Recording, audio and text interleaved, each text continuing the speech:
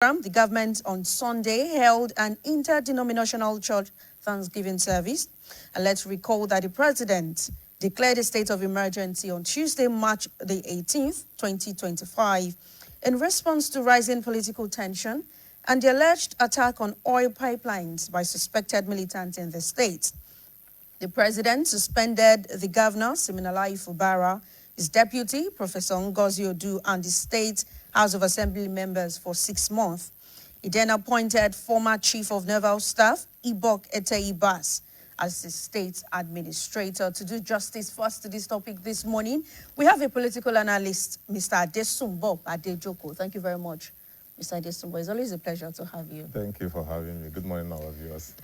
Before we, move on and delve into issues pertaining this, transitioning process, let's have your evaluation, of the emergency rule to start with.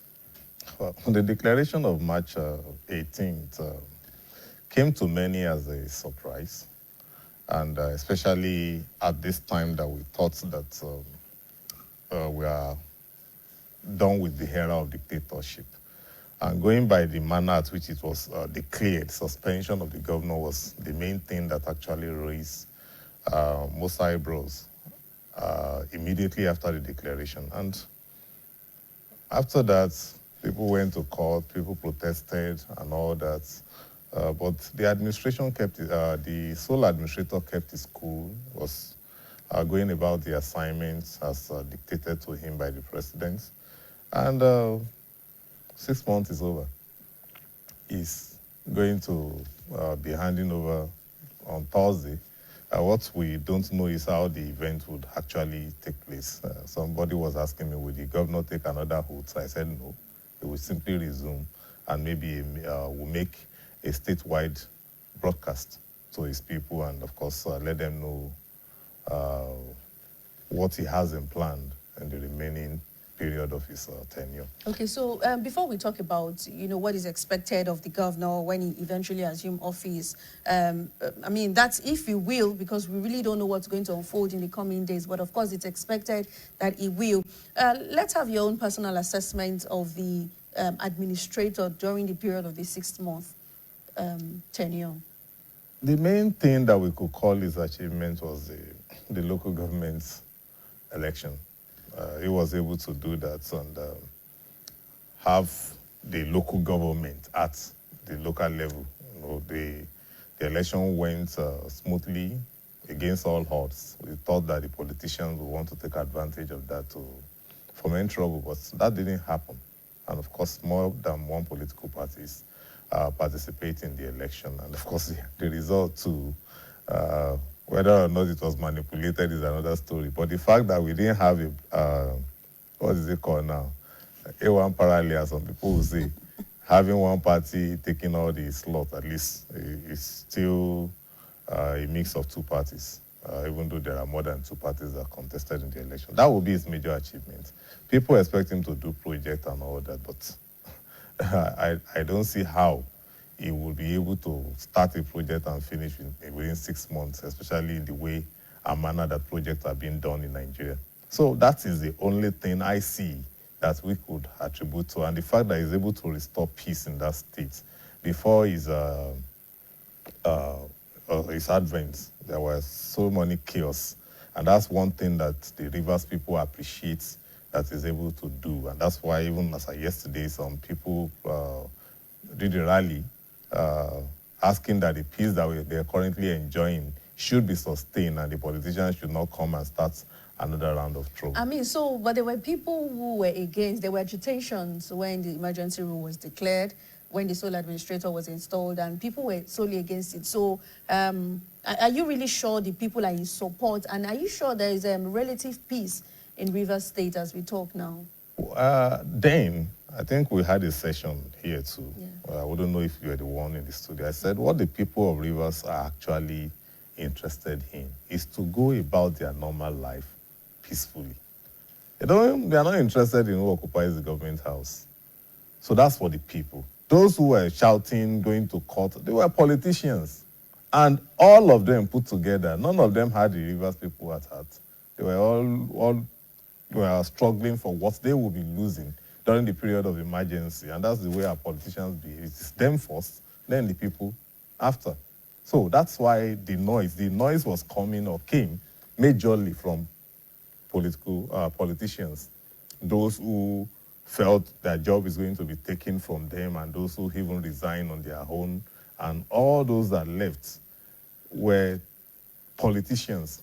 The average Rivers people, as at that period in time, were just minding their business, looking at how the event will unfold.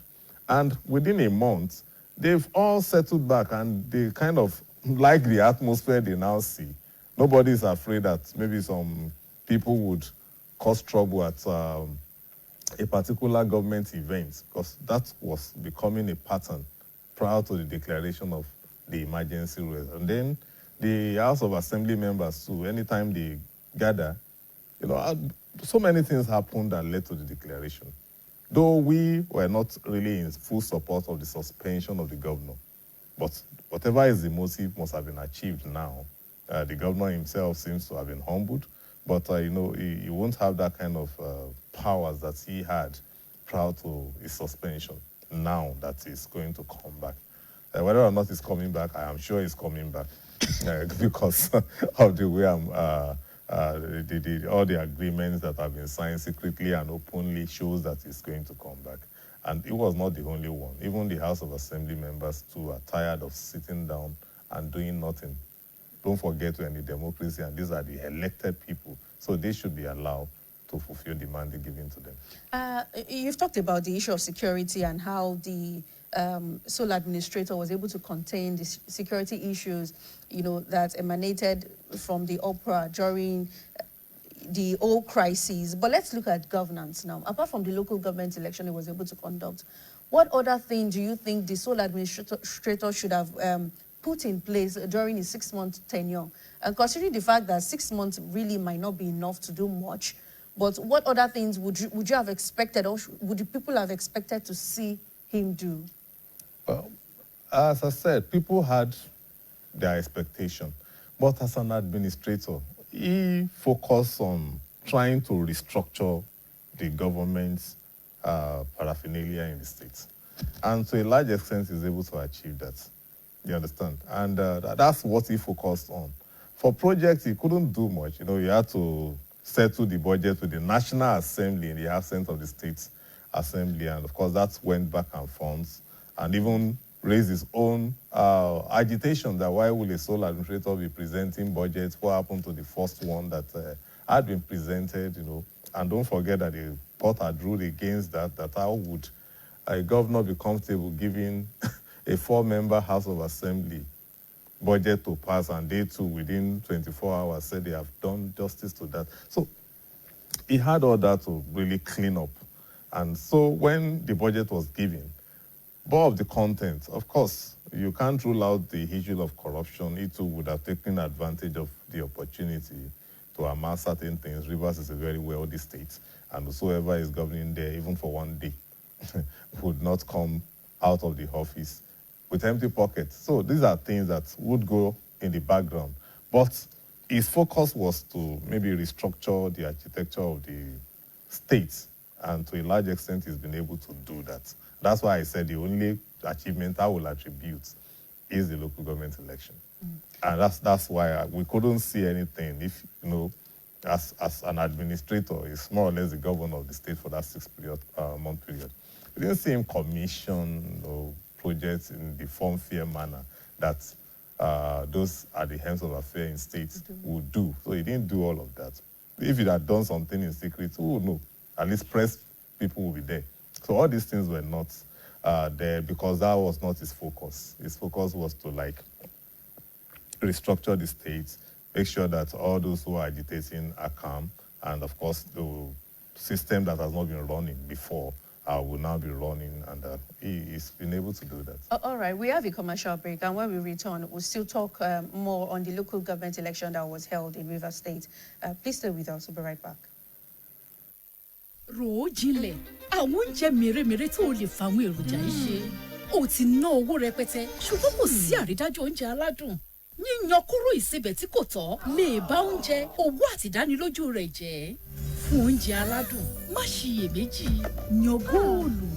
lo Terra Gold fún adùn tó gbayì tó kì pọ́pọ́ táwọn ẹbí rẹ fẹ́ràn. Ó dáa fún ọbẹ̀ ata dídín àti jọ̀lọ́ọ̀fù. Terra Gold kóró kan ara tí kò lópin.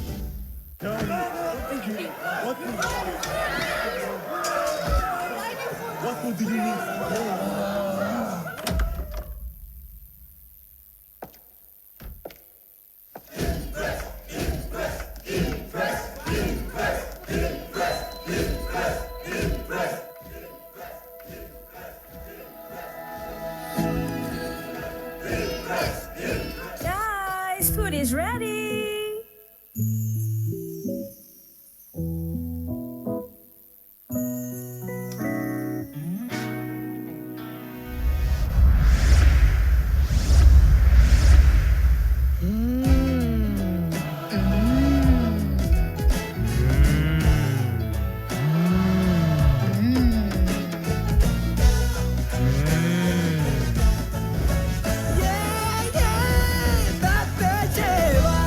Cook to impress. In today's fast-paced world, staying ahead demands peak performance from our bodies. Like never before, our bodies need an optimum supply of essential nutrients, and Supermalt supports our daily nutritional needs. Supermalt has 20 essential vitamins, minerals, and natural extracts for overall health and wellness. One Supermalt a day gives you energy and vitality, improves your mental performance, and supports your immunity.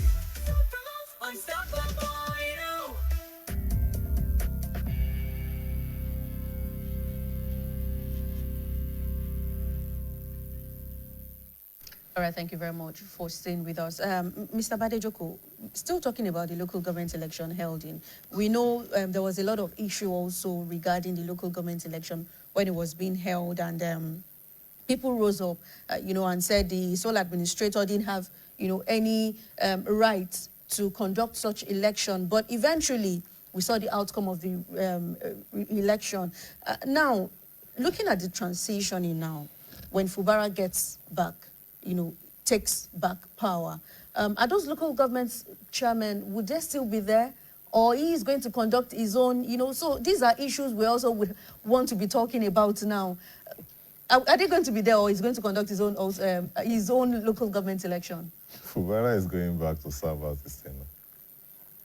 The issue of local governments is not his problem. That has been settled. And he would work and focus on the states, because what had happened in Rivers is that the local government had gotten an autonomy from the government, courtesy of the federal government. So they are going to be doing their separate things. Don't forget, he's a PDP governor. He'll be returning back as a PDP governor. 20 of the local governments will now be controlled. It's now being controlled by the APC. Why just 3? PDP local government. So, account has been open to them. There is a subsisting Supreme Court ruling granting local government autonomy. That will be fully implemented in Rivers. Those local government by now would have had their accounts with the CBN, and of course they'll be getting their FAC allocation directly. There is no issue of joint accounts in Rivers for now, and if those are not there, there's no way the governor can flex muscle. The reason why governors flex muscle is because, one, they unpick those who are in the local governments.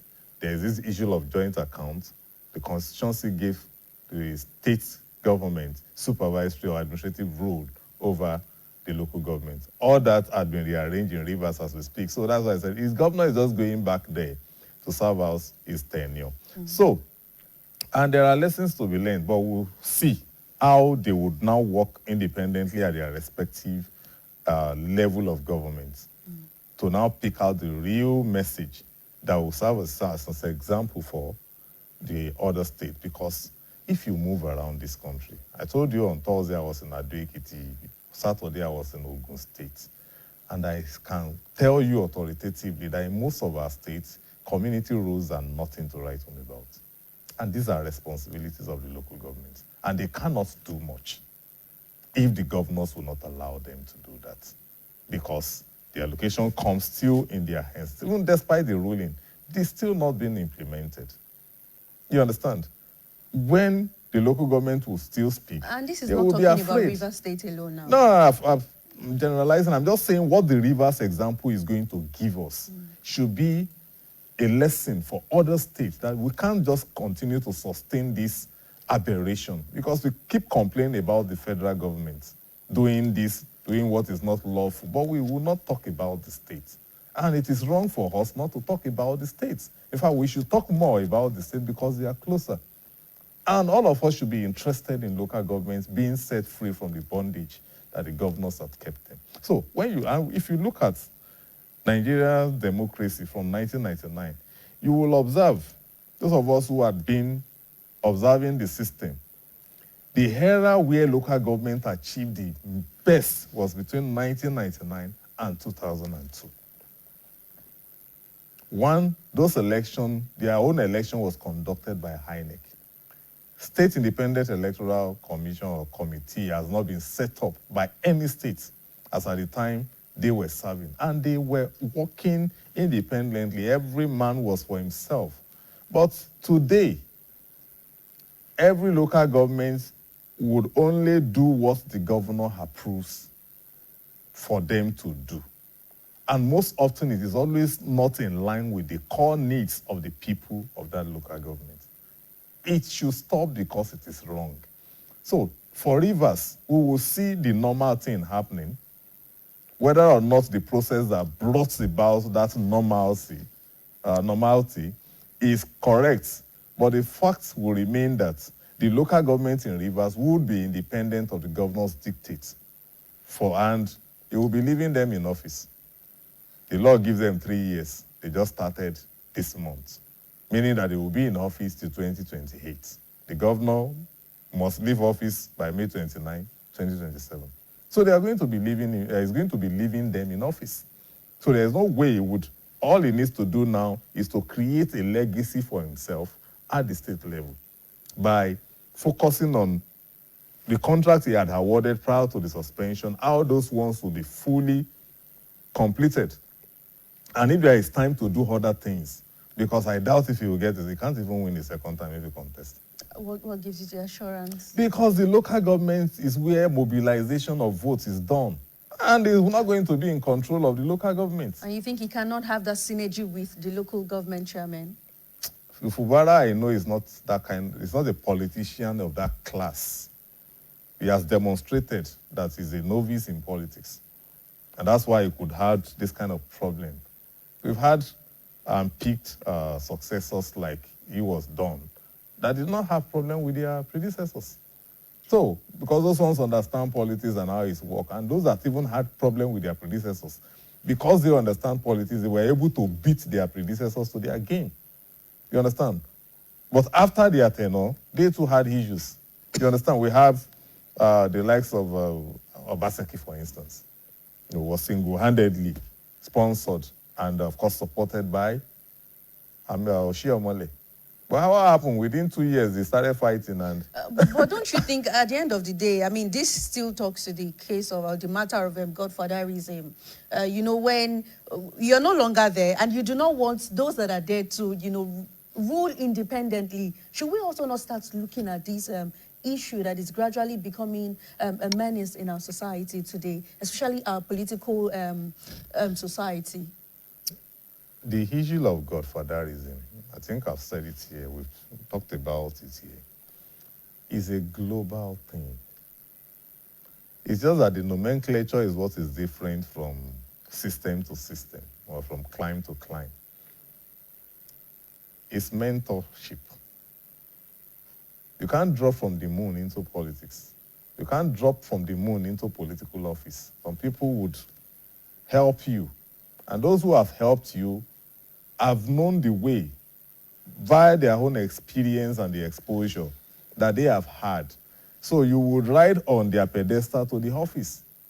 You understand? It's just the way that we do it here is the problem. But in a situation where it becomes a dictatorship, you are laying terms and conditions for you to be backed by a person or group of people. How do you deal with such? The issue should be that anybody that cannot play by their rule, as it is set now, even though it's not in the Constitution, should not be involved. So now how do we know? Because you cannot say, you cannot agree to certain terms in secret, and within you, you know you are not going to fulfill it. And when you now get to office, because some people are telling you are not the one in charge, you have agreed. And some people will say agreement is agreement, whether we should haven't have agreed in the first place. He wasn't the first governor to have issues. In Gigi too, when he was going to Kija Shrine with Andy Uba, what is it? It is Chris Uba. Nobody knew about it. It was when he became governor and wasn't playing by the rule that crisis started. And he remains the only governor in the history of Nigeria till date that was abducted while in office. You understand? Because the crisis was even more serious than what happened in Rivers then. You understand? So, it's on record that that happened to him. So, when you see things like that happening, it happened here in our own Oyo State too. Baba Adedibu versus the Olubadan designate when he was governor. We saw what happened. When they were agreeing to those terms, nobody knew. It was when advisors began to whisper to the ears of the governor and they no longer see the godfather as the godfather. That was when problems started. The case of Aregbesola and Oyetola is still very much fresh in our memories. You understand? So these are things that, and even deputies, agreeing to be deputy governor and not cooperating is for the foundation of anyone you see, a deputy having problem with his principal. And we have that across board. So these are things, if you cannot play by, don't just go there. Or you look for an institution or a platform that's aligned with your own belief, then join. And if God help you to now get there, then you know you do things in your own way. But you can't join these parties filled with all manner of vultures and scavengers, and you think you can be saints among them. It's not going to work. I want us to talk to the issue of stakeholders involved, in this crisis now before the emergency rule was declared in Rivers State. But before we do that, we'll go on this commercial break. We'll be right back. Want to know what's coming, guys? The free beach ball! I guess I'd better start again. Oh, here we go, everybody. Free beach ball! Yes, guys, there's a free beach ball in every carton of Capri Sun. Get a carton, get a ball. It's time to play some more. Hooray! Capri Sun, the taste of fun.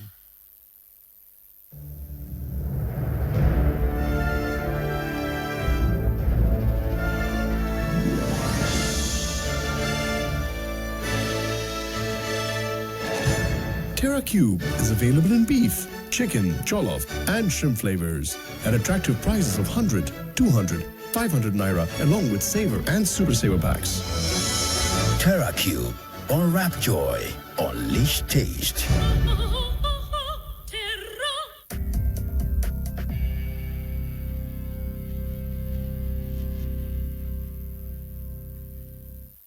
All right, thank you very much for staying with us. Mr. Badejoku, we're talking about godfatherism and, how it's been practiced here in our own clime. But I want us to talk to the issue of stakeholders now involved in this whole crisis before the emergency rule was declared in Rivers State. Now that the transitioning is expected to take place, that's on Thursday, that's supposed to be on Thursday, what do you expect, or what are your expectations from stakeholders involved in this issue? How should they act? What's their response supposed to be like? The response should be that of calm. They all ought to have learned their lessons now. And they've seen that, well, there's a power superior to whatever they're enjoying at the state level, as vested in the Constitution. People only faulted the fact that the governor was suspended. Nobody could fault the declaration of state of emergency. And everybody understood why it has to be declared. No, I mean, a lot of people fault. It was faulted, even constitutionally. The suspension was the main contention, which is not stated expressly. It was discretional. And the fact that it has happened before under this dispensation justified it on the part of the federal government. You understand? They have a what is it called? A precedence to point at. But the precedent, these governors were not suspended. Are you referring to the one that happened during Jonathan's tenure? I'm referring to Ekiti. Okay. Plateau. Okay. Those are the ones I'm referring to. Those are the precedents that President Tinubu leveraged on. Do you understand? And if that had not happened, it would have been completely strange. But we had a precedent. It was the same constitution, not a different one. So that's why I'm saying that, because they would have consulted lawyers to know whether or not. Jonathan did the right thing, kept the governors in place, the assembly members in place, and of course, state of emergency was declared. But the thing is, were those governors that powerful during the emergency? They were just occupying the office. They were not really doing much. It was still the federal government operating within their terrain. But at least they were there. That was what people expected in Rivers, which is the right thing. But all that is behind us now. It has been done, it has been done. Now, for the stakeholders, they would need to learn. I'm sure they have. Now, Fubara himself is a real person that have gone to school of politics and should be graduating on Wednesday.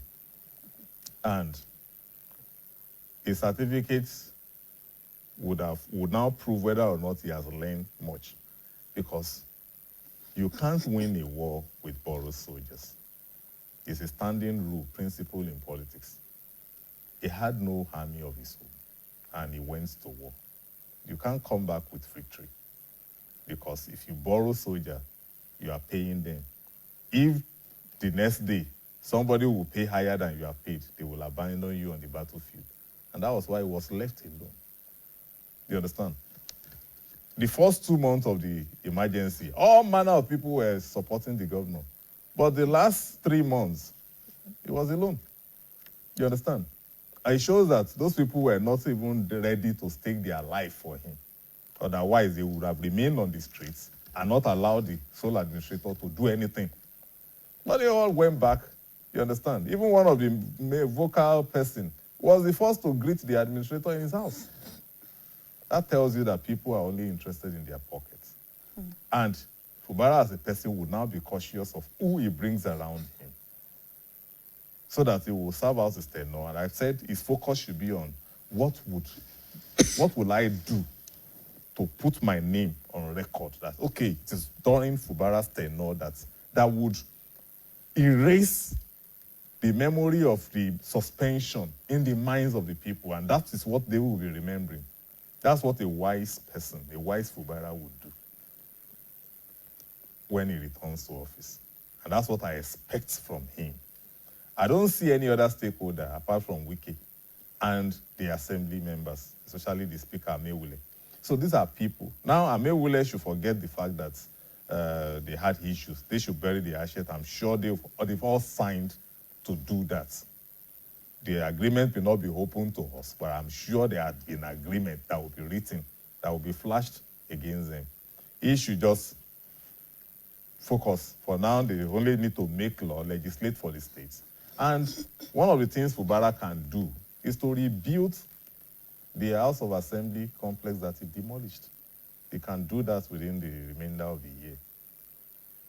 And know that, okay, yes, it will be on record that, well, the demolition was exactly how it was, the reason for the demolition was actually justified if you reduce it in record time and those people move back to come and be legislating there. But if you forget about it, it will still be on record that you were the one that demolished this place. So what kind of governor should we be expecting now? I mean, we saw Fubara 6 months ago. What kind of Fubara, or what manner of Fubara are we supposed to look forward to now that he's coming back to office? I'm looking forward to a one that will be calm, focusing on governance, focusing on how he will implement the budgetary, the budget of the state to the letters, minding his own business, staying away from politics because he's already been defeated in the realm of politics. So his focus should be on governance, how to imprint his name in the heart of Rivers people and leave the office as a hero. That is the Fubara that I expect to now take over. Limited form fare. It doesn't need all of that for now. It should just go, and anything that represents performance should be his focus. And make his agenda known to whoever commissioners will now come back with him, and of course the deputy. Especially, I don't even expect him to be distracted, because there will not be any issue of second term. That's what usually distracts them. But what about the state of the people now? The state of mind of the people? What are we expecting from the people? How do you think the people are going to receive? The whole crisis when it happened, there were so many agitations. Now, do you think the people are really expecting Fubara back, or they just want peace, normalcy to return in Rivers State? What they want is peace. Peace is there now. They want it to be sustained. So, and that's the only thing they will be asking for Fubara, or expecting from him. And I'm sure he would guarantee that by minding his business, let the legislature do their work, let the local governments be on their own, focus on what the Constitution allowed the states to do. You understand? That's what I'm saying. I am personally expecting to learn some things. I am following that Rivers episode. I want to see how the governmental structure of that state will be from next week till 2027. You understand? I want to see a governor that is focused on the people, delivering quality governance. And quality governance that will affect people will focus on 3 core areas: education, health, and the other will be food sufficiency, which is agriculture. What about security? Talking about oil sector, and let's also not forget the vandalism that happened, prior to when this emergency rule was declared, the state of emergency was declared, which is actually key and vital to our economic stability in the country. Security is a byproduct or a resultant effect of the negligence of those 3 areas. When we say security, we are talking about criminality, isn't it? Now, someone that is educated and is empowered will not go into crime. It's comfortable. No comfortable person will go into crime. It is when we make them uncomfortable by not delivering governance, that is when people go into crime. You understand? Those who go into crime when they are comfortable are still not comfortable because they already have a psychological problem. So that is a mental health issue. And it's not, they don't know what they are doing. That's what is common in advanced country. But in Africa, in Nigeria, origin of the criminalities that we have is because people are rendered uncomfortable due to lack of quality governance. You understand? People go to school, no job. Frustration will push them to anything. People are hungry, they have little change, they cannot buy anything with it. You understand? Why can't we be buying a loaf of bread for 100 naira? Who says this is impossible? Well, it is impossible because government policies, greed on the part of the manufacturers, had made the materials, sugar, wheat, and all that needed for bread, power, to become expensive, and the cost of production has risen. So therefore, the producer will not sell cheap. And if there is no means of livelihood, how will the person survive? So when you switch a person, force a person into survival mode is survival mode. You will do anything to survive. But when all this vandalism happened in Rivers State, you will agree with me that it was not just a matter of or an issue of survival now. It was more like retaliation in response to the crisis that was happening in the state. And that was also another reason. I mean, looking at the broadcast of the president when the emergency rule was declared, that was also part of the reason why he stated, for the emergency rule being declared. But now, the governor coming back, we really do not know what we would be expecting, but we hope there would be relative, peace, law and order maintained in Rivers State. But how should Fubara now coming in also make sure security is guaranteed in Rivers State? Look, the factors that have guaranteed security while he was away will be remained. He will still guarantee the security when he returns. Why? as a person, I told you his soldiers have abandoned him. So he's alone. And he doesn't have time to be recruiting new hands. Yes, psychophans will come his way like they did, but if truly he actually learned anything from the school he went to, he would identify them from afar and know how to manage them. You understand? He will not dance to their dictates. He will just listen to them and decide what is right. So that's what he would do. So security will still be guaranteed. And it's still linked to the same thing. Somebody that is hungry and doesn't know what to eat, and somebody suddenly calls you and offer you 10,000 naira. Go and do this. When you come back, I'll give you the balance of 50,000. He will run to the place. Those are the things that led to the vandalism. They were instructed to go and do it. Not that those boys actually would have done that on their own. You understand? Because you need to beat the security. And security cannot be beaten if their commander-in-chief or those who actually give them command doesn't have a hand in it. So all these things are there as part of the reason that led to that amplified the crisis that led to his own suspension.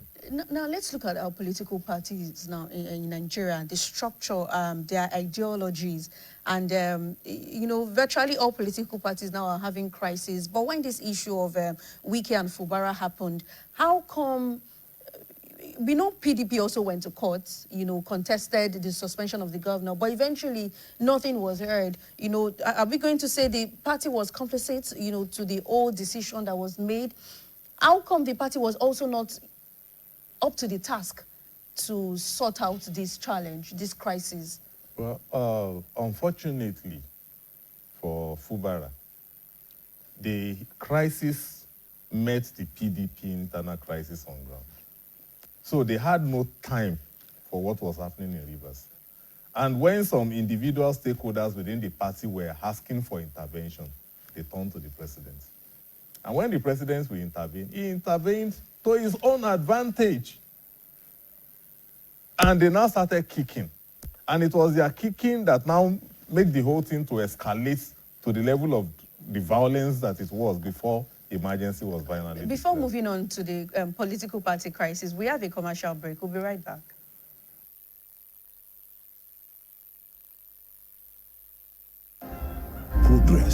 Progress no dey happen just like that. It dey come from support when you need am. Mommy, I got the school fees. You too much. Na money point oh. Money point, thank you. Customer, na transfer abi? Confirm. Bro, na transfer. Na money point oga. Oh, na confirm. Progress na peace of mind when you know say payment go land at Sure Banker.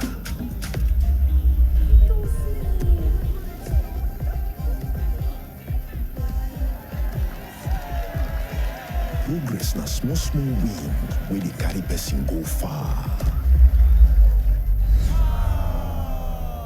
No worry, yourself go make am. Mo go buy ball. Victor, even you they use money point? Of course now, they use money point. Confirm. Money point, made for your progress. Start your day and have a good time. Kivo Krima. Where you need to have the break time. Kivo Krima. If not tea, Papa Garita. Kivo Krima.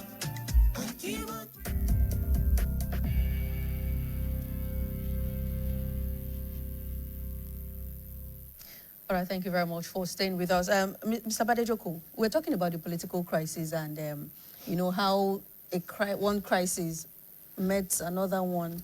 Yeah, I was saying that the PDP were also busy solving the national problem they have. Of course, there's one man that is at the center of both crises named Wike. You understand?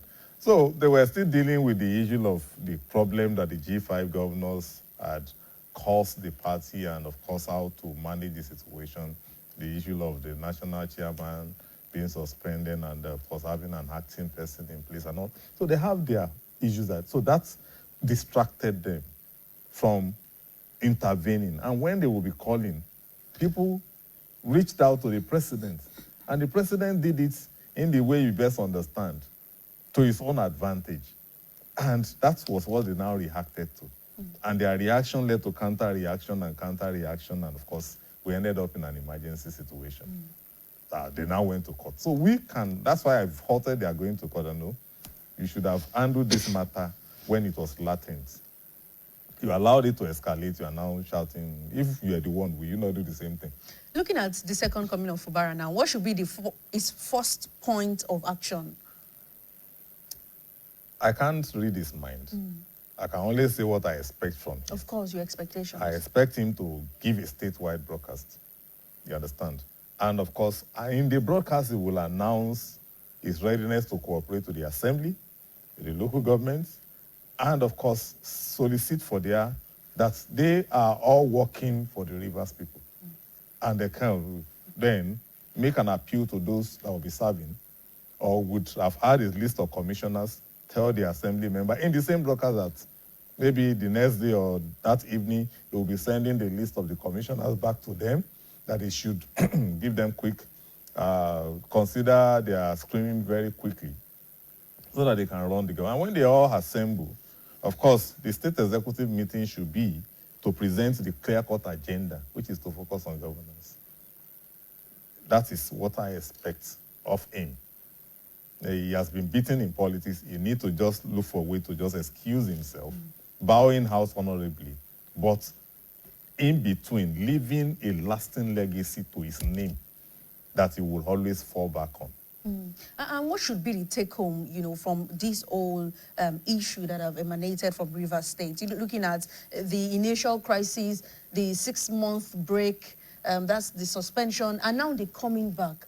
What lessons are there to take from it? And we should our politicians should know that their level of desperation is eating up the polity and is destroying the garment of our democracy. They are the custodians of the democracy. They will say it's about the people. No. But the people, yes, we only decide once in every 4 years. But the people that run the government are the politicians. So the ruling class should know that they are not living up to expectation.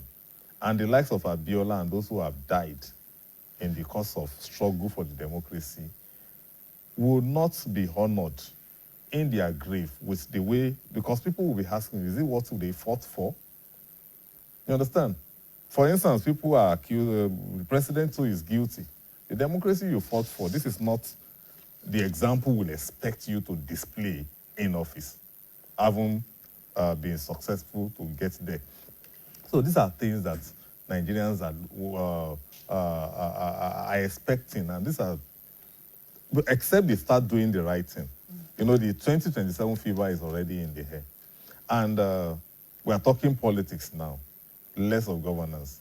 And the INEC chairman that is there will not be the one to conduct that election. He'll soon leave. Who is going to succeed him? Will that person enjoy the cooperation of people? Wherever he's picked from, would they look beyond his ethnicity or religion? Will they allow him to do his job? Are the National Assembly members looking at the faults in the 2022 Electoral Act and seeing how they can amend it, even though they know they are running out of time? If they don't amend that law before December, then we are going to be using that same law in 2027. All right, thank you very much, Mr. Desumbo Badejoko. He's a political analyst who's been talking to us about the transitioning from emergency rule to democratic governance in Rivers State. Of course, just as we're expecting Fubara to return back to office in the next few days. Thank you very much, Mr. Badejoko. It's always a pleasure to have you. It's always a pleasure. We'll be right back with the second guest after this break. Please stay with us.